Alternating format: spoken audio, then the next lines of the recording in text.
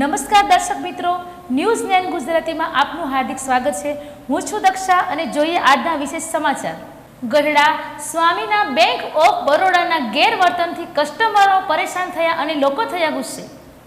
બોટાદના ગઢડા ખાતે bank of બરોડાથી લોકો કંટાળી ગયા હોય એવો માહોલ સર્જાયો છે, જેમાં બેંક ઓફ બરોડાના ફરજ પરના કર્મચારીઓના ત્રાસ અને ગેરવર્તનથી દૂર દૂરથી ગ્રામ્ય વિસ્તારોમાંથી આવતા ગ્રાહકો કંટાળી ગયા છે અને તોબા પોકારી ગયા છે, જેને લઈ મીડિયા સમક્ષ વેદના ઠાલવી હતી।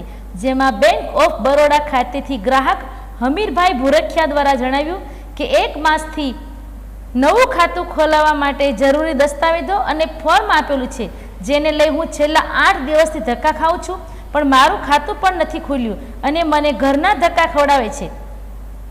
હું ત્રાસી ગયો છું અને એવું કહેવામાં આવે છે કે સ્ટાફ કે અધિકારી હાજરી નથી અને ધક્કા ખવડાવીને હવે હું થાકી ગયો છું। મારું નામ અમીરભાઈ છે, હું અહીં ગઢડાનો છું।